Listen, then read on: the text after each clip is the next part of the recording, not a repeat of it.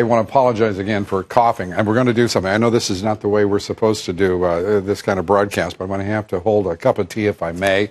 And if you'll put up with me as I try to get through this cold, I don't know where it came from. I thought I had it whipped, and it's decided to show me that I don't have it whipped. I want to go to the point that we're now building our debt well in excess of our GDP.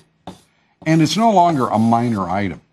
The fact is that we are now spending $454 billion. $454 billion simply to service the national debt.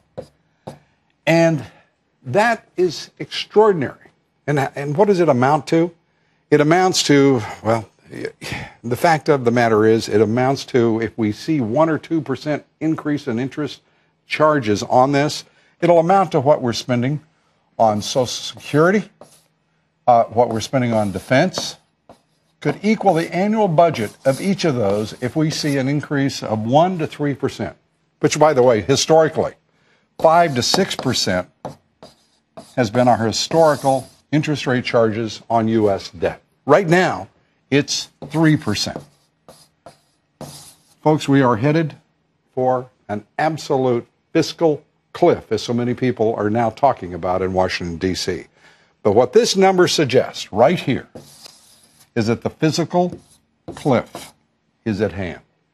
And it is now inexcusable for either political party not to look at precisely the impact of and the consequences of the public policies we're following. Treasury Secretary Geithner, by the way, just as an example, has been quoted as saying, quote, "Our investment in banks has also delivered a significant profit for taxpayers," talking about TARP and the bailouts. Now, what's crazy to me is a lot of people actually believe the statement from our Treasury Secretary that TARP was turning a profit. Now, we learned this week that it hasn't worked out quite that way, and we learned that taxpayers, in fact, could actually lose about $60 billion just on this one program. $60 billion.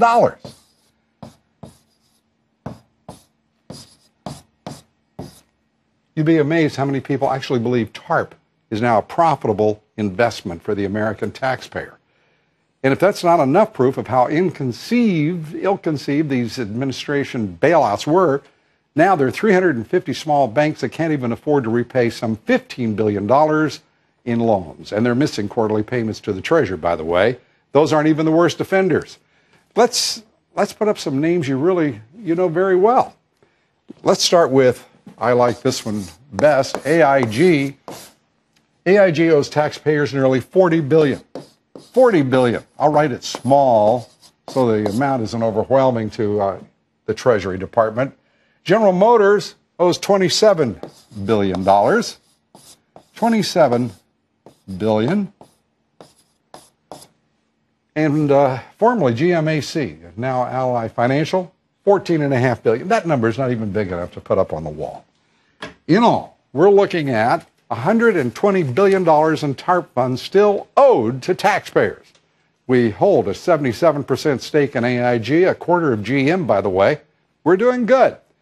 Those numbers come from none other than the government watchdog that oversees, that's right, the TARP program, and Secretary of the Treasury, Timothy Geithner, and everyone who works for him.